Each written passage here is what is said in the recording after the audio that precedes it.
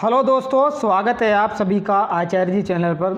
आज हम बात करने वाले हैं डेली करंट अफेयर शो के बारे में। इसमें यदि आप railway, banking, SSC, UPSI, UP किसी भी एग्ज़ाम की तैयारी कर रहे हो, इसमें आपका करंट अफेयर के साथ ही साथ स्टैटिक जीके भी पूछा जाता है, तो ये क्लास आपके लिए अत्यंत महत्वपूर्ण साबित होने वाली है। तो आज 26 मई 2021 है।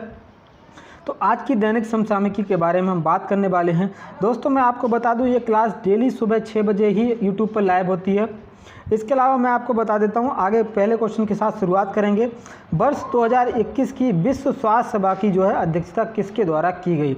मैं आपको बताऊं, जो वर्ष 2021 में जो विश्व स्वास्थ्य सभा है, इसकी अध्यक्षता जो भारत के डॉक्टर हर्षवर्धन हैं, इनके द्वारा की गई। तो जो WHO है, WHO के बोर्ड के कार्यकारी अध्यक्ष जो हैं, वो भारत के डॉक्टर हर्षवर्धन जी, जो भारत के स्वास्थ्य, परिवार एवं कल्याण मंत्री हैं, जो हमारे स्वास्थ्य मंत्री हैं, इन्हीं के द्वारा जो है इसकी अध्यक्षता की गई है।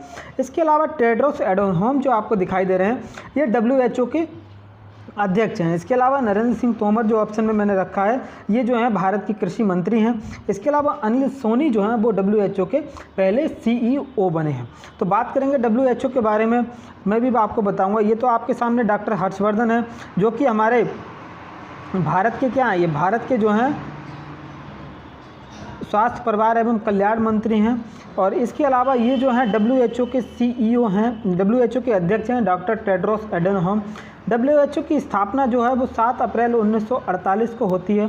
साथ ही साथ इसका जो हेडक्वार्टर है वो जिनेवा, स्विट्जरलैंड में इसका हेडक्वार्टर स्थित है। इसके अलावा टेड्रोस एडोनोम, जैसा कि मैंने आपको बताया, अध्यक्ष इसके कौन है, ध्यान रखिएगा, क्वेश्चन पूछा जाता है WHO के अध्यक्ष कौन है, तो टेड्रोस एडोनोम इसके अध्यक्ष हैं। इसके अलावा इसके पहले CEO जो बनाए गए वो अनिल सोनी को बनाया गया था।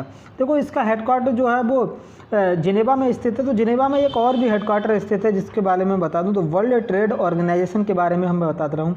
तो इसकी जो स्थापना हुई थी वो 1 जनवरी 1995 को इसकी स्थापना हुई थी।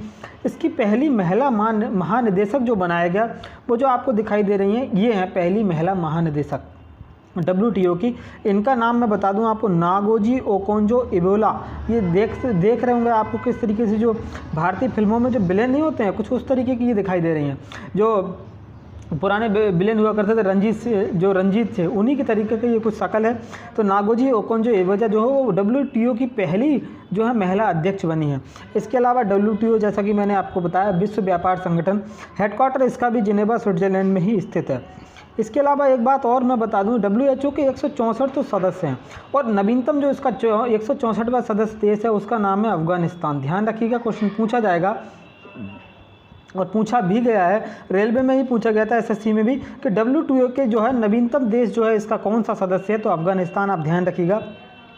इसके अलावा मैं आपको बता दूं, कोरोना की बात चली रही तो DRDO ने एक किट लॉन्च की है, जिसका नाम है डिपकोवेन जो है वो DRDO के द्वारा लॉन्च की गई किट है। इसमें होगा क्या, इससे जो है घर बैठे ही जो है कोरोना का टेस्टिंग की जा सकेगी। ये एंटीबॉडी जो है डिटेक्शन किट है, तो एंटीबॉडी की जो है डिटेक्ट करेगी। इसकी कीमत है मात्र 75 रुपये इसकी कीमत है, और ये 75 मिनट में ही जो है ये रिजल्ट को भी बता देगी। DRDO के द्वारा इसको निर्मित किया गया है। DRDO के बारे में आप जैसा कि जानते ही होंगे, DRDO की स्थापना 1958 में हुई थी, और इसका हेडक्वार्टर जो है वो न्यू दिल्ली में जो है इसका हेडक्वार्टर स्थित है। इसके अलावा DRDO के जो अध्यक्ष हैं वो G सतीश रेड्डी DRDO के अध्यक्ष हैं, ध्यान रखिएगा। इसके अलावा ये जो आपको दिखाई दे रही है, ये DRDO के द्वारा ही निर्मित है।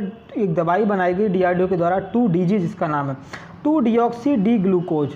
तो इसका ये जो है नाम है 2-डिऑक्सी-डी-ग्लूकोज, जो कि आप देख सकते हैं। ये जो क्या करती है, जो कोरोना वायरस है, जो कोरोना वायरस की ग्रोथ जो है वो रोक देती है। तो इसमें जो है, और ऑक्सीजन को, सैचुरेशन को बढ़ाने में भी इससे सहायता मिलती है। तो ये DRDO के द्वारा ही निर्मित है, ध्यान रखिएगा।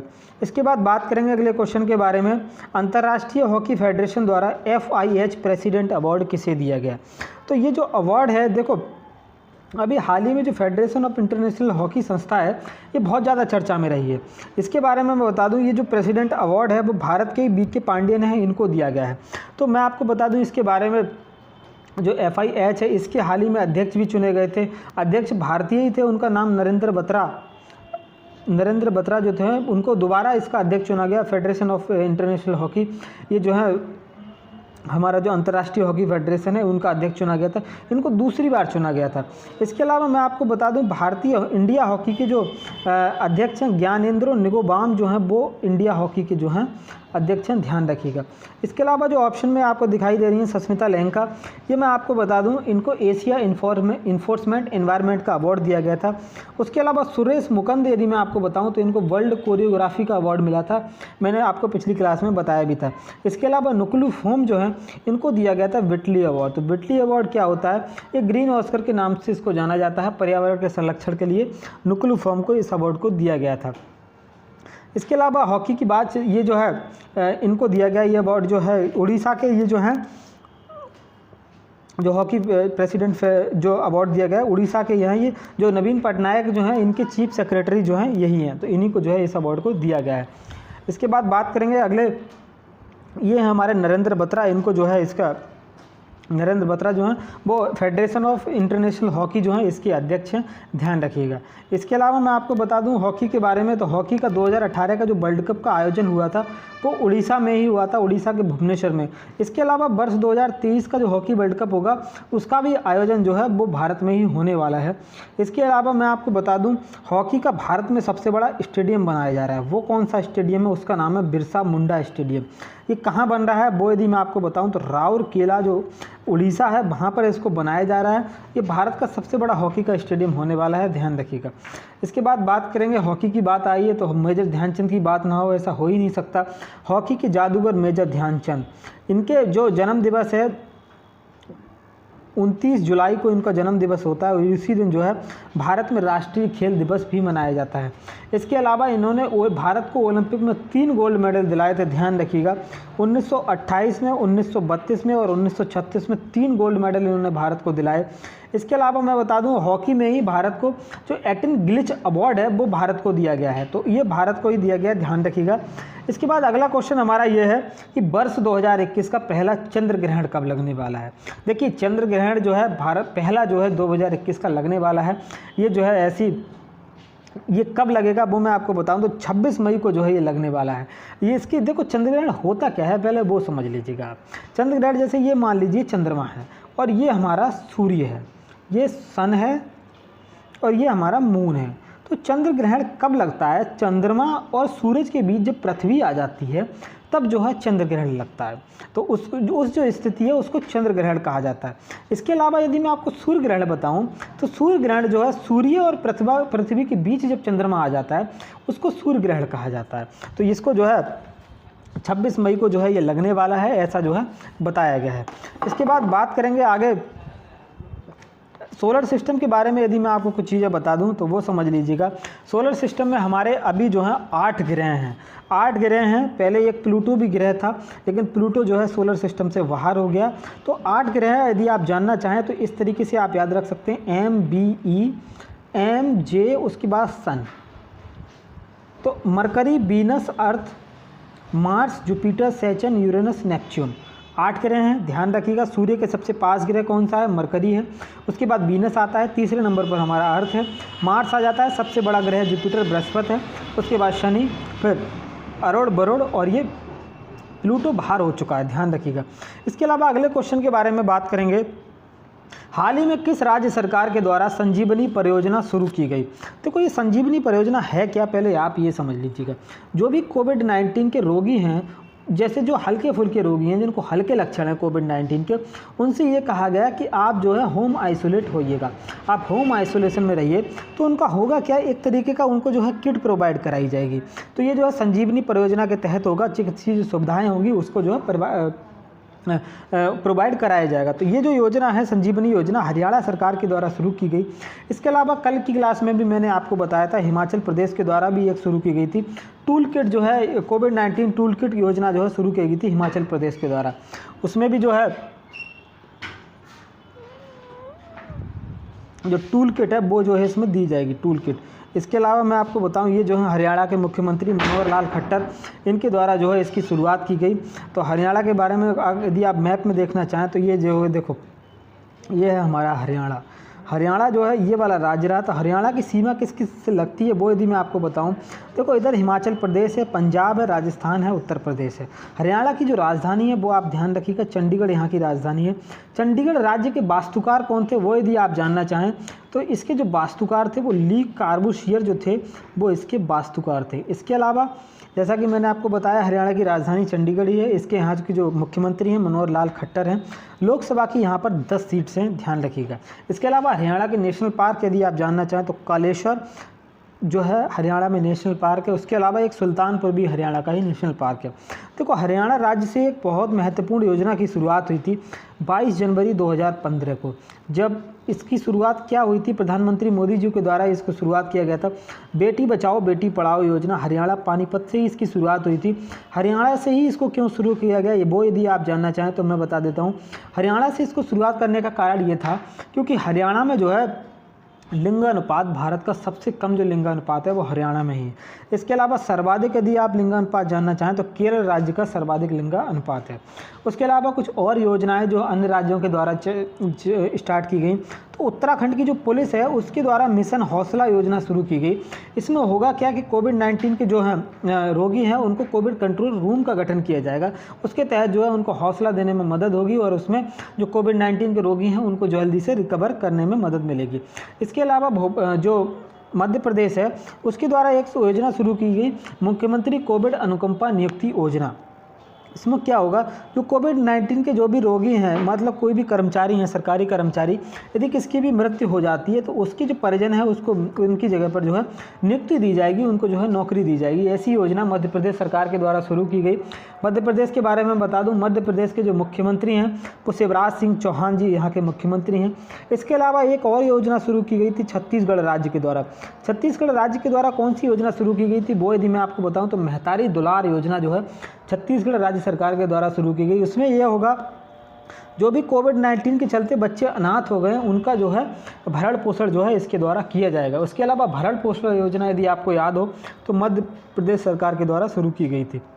उसके अलावा यदि मैं आपको दिखा दूं, जैसे मध्य प्रदेश का यदि आप देखना चाहें तो मध्य प्रदेश ही जो हमारा राज्य है, हार्ट ऑफ द इंडिया, ये जो है मध्य प्रदेश पहले भारत का क्षेत्रफल के हिसाब से सबसे बड़ा राज्य हुआ करता था।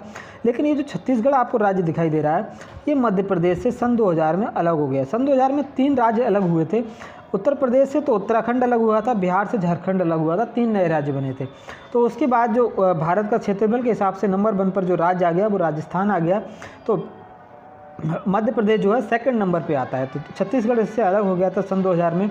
मुख्यमंत्री यहाँ के जो हैं शिवराज सिंह चौहान है, जैसा कि मैंने आपको दिखाई दिया, पिछली स्लाइड में दिखाया था, ये जो है शिवराज सिंह चौहान है। इसके अलावा यहाँ की जो राज्यपाल हैं, जो उत्तर प्रदेश की जो राज्यपाल हैं आनंदीबेन पटेल, उन्हीं के जो है अतिरिक्त प्रभार दिया गया है, वही इसको संभाल रही हैं। अगला क्वेश्चन बात करेंगे, हाल ही में बैडमिंटन वर्ल्ड फेडरेशन के लिए किस भारतीय सदस्य को जो है सदस्य चुना गया है। मैं आपको बता दूं, जो बैडमिंटन वर्ल्ड फेडरेशन है इसकी स्थापना जो है वर्ष 1934 में इसकी स्थापना हुई थी और जो उसका हेडक्वार्टर है वो कुआलालंपुर मलेशिया में जो है इसका हेडक्वार्टर स्थित है। तो इसके जो है सदस्य किसको चुना गया है वो यदि मैं आपको बताऊँ, देखो इसके अध्यक्ष जो हैं वो पॉल एरिको जो हैं वो इसके अध्यक्ष हैं, लेकिन इसमें जो है एक सदस्य को चुना गया है वो हैं असम के जो मुख्यमंत्री हैं हेमंत बिस्वा शर्मा, इनको चुना गया है। इसके अलावा पीवी सिंधु जो कि भारत की महान खिलाड़ी हैं, इनका जो है सिल्वर मेडल भी इन्होंने ओलंपिक 2016 में जीता था। उसके अलावा साइना नेहवाल भी, और किरण रिजिजू जो हैं वो खेल मंत्री हैं, भारत के खेल मंत्री, ध्यान रखिएगा किरण रिजिजू हैं। उसके अलावा ये आपको दिखाई दे रहे हैं, इनका नाम है हेमंत बिस्वा शर्मा। ये जो है असम राज्य के जो हैं मुख्यमंत्री हैं हेमंत बिस्वा शर्मा। असम के जो हैं इनसे पहले जो मुख्यमंत्री थे वो सर्बानंदा सोनोवाल थे, लेकिन सर्बानंदा सोनोवाल के बाद जो है इनको जो जब अभी चुनाव संपन्न हुए तो इनको जो है मुख्यमंत्री पद दिया गया। उसके अलावा यहाँ के जो मुख्यमंत्री हैं, जो गवर्नर हैं, जो जगदीश मुखी जो हैं वो यहाँ के राज्यपाल हैं। इसके अलावा सर्बानंदा सोनोवाल पहले मुख्यमंत्री थे, अब यहाँ पर जो है इनको बनाया गया है। इसके अलावा पीवी सिंधु जो यदि आप बैडमिंटन की बात आई है तो पीवी सिंधु की बात तो करनी ही पड़ेगी। देखो पीवी सिंधु जो है वो इनको सिल्वर गर्ल भी कहा जाता है। सिल्वर गर्ल क्यों कहा जाता है, इसका कारण ये है कि सन 2016 में जो रियो ओलंपिक हुआ था उसमें इन्होंने सिल्वर मेडल जीता था। साथ ही साथ ये जो है IM बैडमिंटन जो अभियान है उसकी भी ब्रांड एम्बेसडर हैं। IM बैडमिंटन अभियान जो है इसकी जो है ब्रांड एम्बेसडर हैं, इसकी 2 ब्रांड एम्बेसडर हैं, एक तो पीवी सिंधु हैं और एक जो मिशेल ली हैं। तो इन दोनों को ब्रांड एम्बेसडर बनाया गया है। एक और कैंपेन है बिलीव इन स्पोर्ट, ये जो ओलंपिक समिति है उसके द्वारा चलाया गया, तो उसकी भी ये दोनों ब्रांड एम्बेसडर हैं, ध्यान रखिएगा। इसके अलावा जो बात चली रही है तो मैं आपको आगे बता देता हूँ, जैसे जो हेमंत बिस्वा शर्मा है जो असम के मुख्यमंत्री हैं, तो असम के बारे में भी कुछ चीज़ें जान लीजिएगा। देखो असम राज्य यदि मैं आपको जूम करके दिखाऊं तो ये इस तरीके का असम राज्य दिखाई देता है। राजधानी तो यहाँ की दिसपुर है, जैसा कि आपको पता ही होगा, और मुख्यमंत्री मैंने बता ही दिया सर्बानंद सोनोवाल, और जगदीश मुखी यहाँ के गवर्नर हैं। तो यहाँ के नेशनल पार्क जान लीजिएगा कौन कौन से मेन नेशनल पार्क हैं। काजीरंगा नेशनल पार्क है, मानस नेशनल पार्क यहीं पर है, काजीरंगा मानस हो जाता है, ओरंग है यहाँ पर, और उसके साथ ही साथ डिब्रू साइखोवा भी यहीं पर national park. Dibru Saikhowa national park क्यों चर्चा में रहा था, यहाँ पर जो है मंदारिन बतख देखी गई थी। इसके अलावा काजीरंगा जो नेशनल पार्क है, जो एक सींग वाला घेड़ा होता है ना, उसके लिए सबसे ज़्यादा प्रसिद्ध है। इसके अलावा असम जो राज्य है इसमें एक नदी बहती है, यदि आपको दिखाई दे रही हो, इसका नाम क्या है वो यदि मैं आपको बताऊँ तो इसका नाम जो है ये है हमारी ब्रह्मपुत्रा नदी। देखो ब्रह्मपुत्रा नदी जो है इसका जो उद्गम होता है वो तिब्बत से जो है इसका उद्गम होता है, और बाद में जो है ये अरुणाचल प्रदेश से भारत में प्रवेश करती है। उसके बाद ये असम में जो है ब्रह्मपुत्रा के नाम से जानी जाती है। उसके बाद ये बांग्लादेश में पहुंचती है, बांग्लादेश के जमुना के नाम से जानी जाती है बांग्लादेश में। उसके बाद ये जो बंगाल की खाड़ी में गिर जाती है। एक चीज़ और इसमें क्वेश्चन इंपॉर्टेंट पूछा जाता है, जो ब्रह्मपुत्रा नदी है इस पर असम में ये एक सबसे बड़ा नदी द्वीप स्थित है, माजुली द्वीप है, ये जो है विश्व का सबसे बड़ा नदी द्वीप है, ध्यान रखिएगा। इसके आगे बात करेंगे असम में ही ये जो आपको दिखाई दे रही है ये है डिगबोई रिफाइनरी। तो डिगबोई जो तेल रिफाइनरी है वो असम में ही है। इसमें पिछले वर्ष जो है आग लगी थी, इसके कारण जो है ये चर्चा का विषय रही थी। बात करेंगे अगले क्वेश्चन के बारे में। हाल ही में नवंबर 2021 तक अफ्रीकी चीतों को कूनो नेशनल पार्क में लाए जाने की घोषणा की गई। ये पार्क किस राज्य में स्थित है? देखो जो चीता होते हैं, चीते, ये जो असली चीता तो ये होता है, अपने यहाँ जो है वाइट टाइगर पाए जाते हैं। तो ये जो चीता है ये भारत में नहीं पाया जाता, भारत में ये जो है विलुप्त हो चुके हैं। भारत में ये जो है 1952 से ये जो है विलुप्त की जो है प्रजाति में डाल दिए गए हैं। तो इनको जो है भारत लाए जाने की योजना है। भारत क्यों लाए जाना है वो भी मैं अभी आपको बताऊँगा। तो ये जो है मध्य प्रदेश का जो नेशनल पार्क है कूनो नेशनल पार्क, इसमें लाए जाने की जो है योजना बनाई गई। तो मध्य प्रदेश में कूनो नेशनल पार्क स्थित है, ध्यान रखिएगा। चीता जो कि जो है सबसे ज़्यादा तेज़ दौड़ने वाला जो जानवर होता है वो चीता ही होता है। इसके अलावा ये जो है कहाँ से लाए जा रहे हैं वो मैंने आपको बता दिया, अफ्रीका से जो है अफ्रीकी चीते जो हैं यहाँ से लाए जा रहे हैं। देखो जो हमारा ऊपर की जो हमारी ट्रॉपिक ऑफ कैंसर है, जो हमारी मकर रेखा है, जो कर्क रेखा होती है, कर्क रेखा, तो देखो उसी के लाइन में जो है हमारा भारत देश भी इसकी लाइन में आता है। तो मध्य प्रदेश भी जो है तो यहाँ पर जो है सेम जो है मौसम रहने वाला है, इसी कारण जो है इनको यहाँ पर लाया जा रहा है। इसके अलावा अफ्रीका महाद्वीप के बारे में यदि मैं आपको बता दूं तो अफ्रीका जो महाद्वीप है विश्व का दूसरा सबसे बड़ा महाद्वीप है, एशिया के बाद दूसरा इसका नंबर आता है। ये यहाँ पर जो संधि आती है एशिया और यूरोप को जो अलग करती है वो है गिब्राल्टर संधि। इसके अलावा यहाँ पर जो है सुएज नहर बहती है इजिप्ट में। इसके अलावा जो यहाँ पर एक विक्टोरिया झील है, विक्टोरिया झील से ही जो है नील नदी का उद्गम होता है, जो कि विश्व की सबसे लंबी नदी है, और वो जो है इजिप्ट से होकर के जो हमारा इधर इस सागर में जो है गिर जाती है, भूमध्य सागर में। इसके अलावा मैं बता दूं मिस्र को जो है नील नदी का वरदान भी कहा जाता है। ये एकमात्र ऐसा महाद्वीप है जिससे तीनों लाइन होकर के गुजरती हैं, 0 डिग्री और ये कर्क रेखा, मकर रेखा, तीनों ही tropic of cancer, tropic of capricorn, तीनों ही लाइनें जो हैं वो अफ्रीका महाद्वीप से होकर के गुजरती हैं, ध्यान रखिएगा। इसके बाद आगे मैं आपको बता दूं मध्य प्रदेश के बारे में, जैसा कि मध्य प्रदेश के बारे में हम भी पढ़ ही चुके हैं, हार्ट ऑफ द इंडिया जिसको हम कहते हैं। तो इसके बारे में मैं यदि आपको बताऊँ, यहाँ पर जो है 2 नेशनल पार्क जो 2 यूनेस्को में साइट इसके द्वारा जोड़ी गई हैं। तो वो यदि मैं आपको बताऊं 2 साइट्स कौन कौन सी जोड़ी गई हैं। एक तो सतपुड़ा टाइगर रिजर्व है, इसको टेंटेटिव लिस्ट में रखा गया है। ये जो आपको दिखाई दे रही है ये भेड़घाट, तो भेड़घाट ये काफ़ी खूबसूरत जो है दृश्य है, आप देख सकते हैं। यूनेस्को की वर्ल्ड हेरिटेज साइट में टेंटेटिव लिस्ट में इसको डाल दिया गया है। संगमरमर की चट्टानों के लिए ये फेमस है।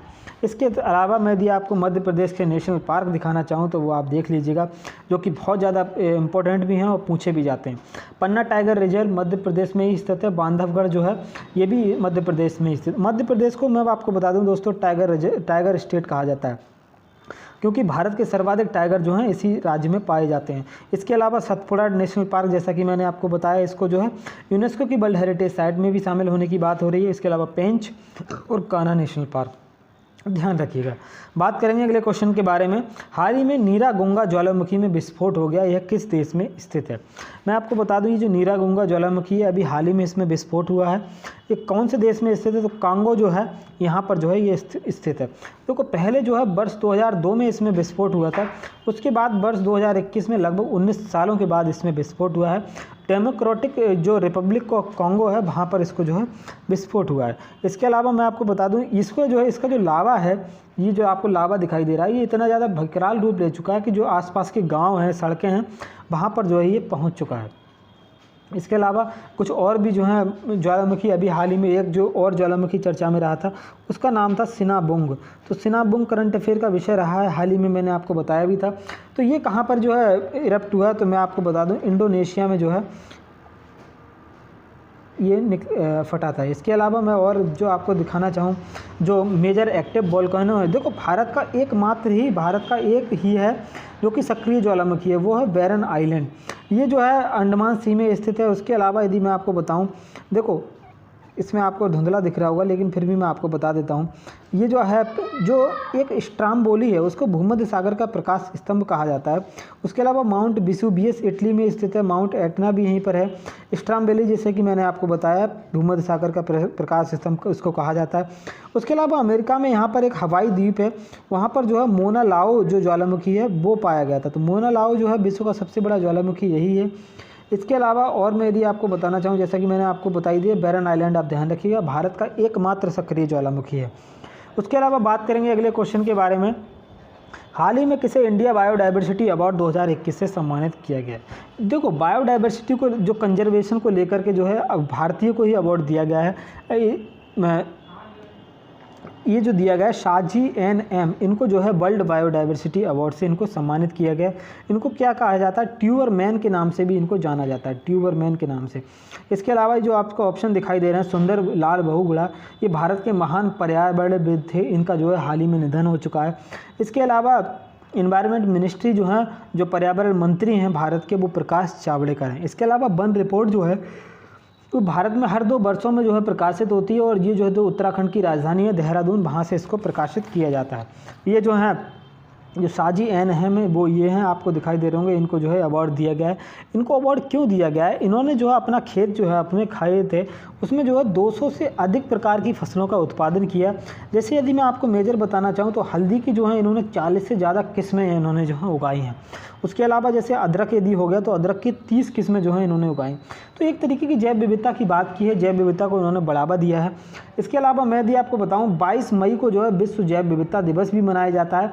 भारत में सर्वाधिक जैव विविधता कहाँ स्थित है वो भी मैं आपको बता दूं वेस्टर्न घाट में स्थित है, लेकिन विश्व में कहाँ स्थित है तो जो अमेजन वर्षा वन है ये आपको दिखाई दे रहे हैं। अमेजन वर्षा वन में जो है विश्व की सर्वाधिक जैव विविधता स्थित है।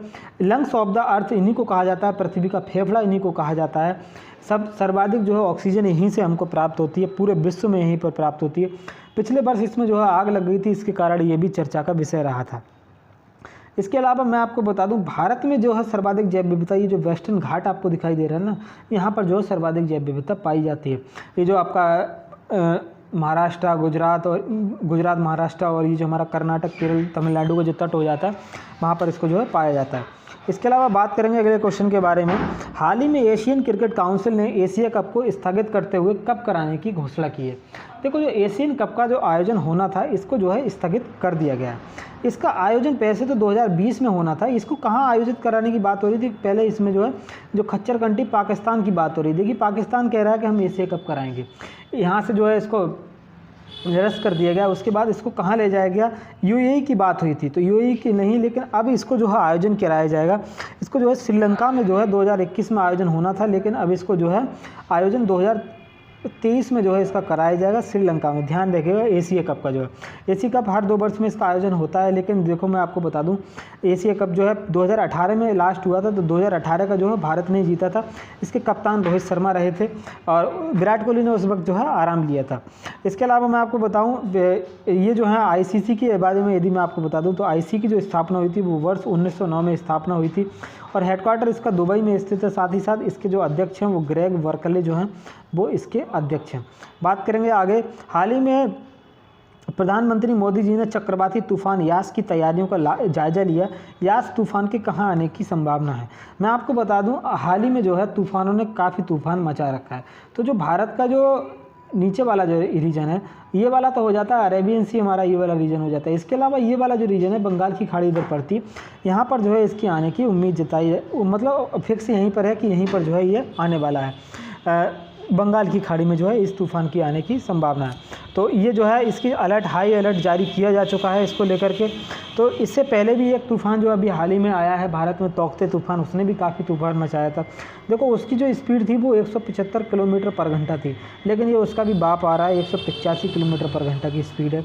जो पहले अम्फान और फ़ानी जो तूफ़ान आए थे जिन्होंने काफ़ी तूफ़ान मचाया था, तो उसी तरीके का ये तूफ़ान है। तो ये जो है 25 से 26 मई में जो है टकराएगा, और ये जो है भारत का जो हमारा बे ऑफ बंगाल है वहाँ पर जो है लो प्रेशर जो है क्रिएट हो चुका है, ये भारत में टकरा सकता है, काफ़ी इसकी जो है तीव्रता हो सकती है। ये आप देख सकते हैं इस तरीके से जो है तूफ़ान वगैरह जो टकराते हैं तो बहुत भयंकर स्थितियाँ हो जाती हैं। मैं आपको बता दूँ भारत में जो है कौन कौन सी, इधर जो तूफ़ान अभी आया था तौकते जो है वो इधर ही आया था। इसके अलावा इधर जो ये तूफ़ान आने वाला है वो मैंने अभी आपको बता दिया, यास जो है तूफ़ान आने वाला। देखो इनका नाम कौन करता है, जो हिंद महासागर के देश हैं उन्हीं के द्वारा इनका नामकरण किया जाता है। तौकते का जो नामकरण किया गया वो म्यांमार देश के द्वारा किया गया। उसके अलावा यास का जो नामकरण किया गया है वो ओमान के द्वारा किया गया है। साथ ही साथ मैं आपको बता दूं निसर्ग तूफ़ान भी इधर ही आया था, अम्फान और फानी भी इधर ही आए थे। तो इन जो है ये तूफ़ान, काफ़ी तूफ़ान उन्होंने मचा रखा है। इसके अलावा आज का हमारा टॉपिक ऑफ द डे जो है वो है हमारी भारतीय संविधान की अनुसूचियों के बारे में आज हम जानने वाले हैं। मैं आपको बता दूं जब भारतीय संविधान लागू हुआ था तो संविधान में मात्र 8 अनुसूचियां हुआ करती थी, लेकिन आज भारत में अनुसूचियां जो है भारतीय संविधान में 12 अनुसूचियां हैं। सभी अनुसूचियों के बारे में भी आपको बताऊँगा एक एक करके। देखो जो अनुसूचियाँ होती हैं वो एक तरीके का ऐसे समझ लीजिए जैसे मान लीजिए भारतीय संविधान के भाग होते हैं, तो भाग के साथ ही साथ जो है अनुसूचियाँ भी होती हैं। इनमें जो है अलग जो विषयों को जो है रखा गया है। तो एक एक करके मैं सभी अनुसूचियाँ आपको बताऊंगा।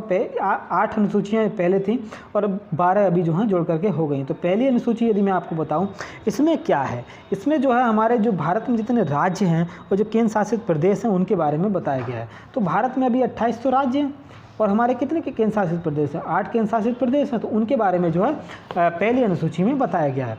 उसके अलावा दूसरी अनुसूची के बारे में यदि मैं बात करूं तो दूसरी अनुसूची में जो है जैसे भारत में जो भी मान लीजिए राष्ट्रपति हो गए, राज्यपाल हो गए, कोई भी लोकसभा के अध्यक्ष हो गए, जो भी मान लीजिए जो सरकारी जो लोग होते हैं, जो चुने हुए प्रतिनिधि होते हैं, जो शपथ लेते हैं, इनकी शपथ नहीं, इनकी जो पेंशन भत्ता वगैरह जो इनकी सैलरी होती है उसको जो है दूसरी अनुसूची में रखा गया है। क्या इनकी जो है वेतन होने वाला है, भारतीय राज्य व्यवस्था के जो राष्ट्रपति हो गए, राज्यपाल हो गए, लोकसभा के अध्यक्ष, उपाध्यक्ष, राज्यसभा के सभापति, उपसभापति, विधानसभा के अध्यक्ष, उपाध्यक्ष, इन सभी का जो है वेतन जो है अनुसूची 2 में रखा गया है।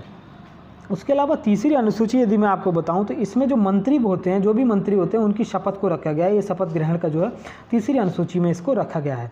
उसके अलावा यदि मैं आपको चौथी अनुसूची बताऊं इसमें क्या रखा गया है, तो चौथी अनुसूची में जो है जो विभिन्न राज्य हैं, जैसे हमारे अभी कितने 28 तो राज्य हैं और 8 केंद्र शासित प्रदेश हैं, तो इतने राज्यों में जो है राज्यसभा जो कि सीटें होंगी, राज्यसभा में कितनी सीटें होंगी उसका जो है निर्धारण अनुसूची 4 में जो है लिखा गया है। तो राज्यसभा में जो सीटें होंगी वो हमारा अनुसूची 4 में बताया गया है। इसके अलावा अनुसूची 5 में यदि आपको बताऊं तो इसमें क्या होगा, जो SC ST हैं इनका जो है प्रशासन और नियंत्रण के बारे में जो है अनुसूची 5 में बताया गया है।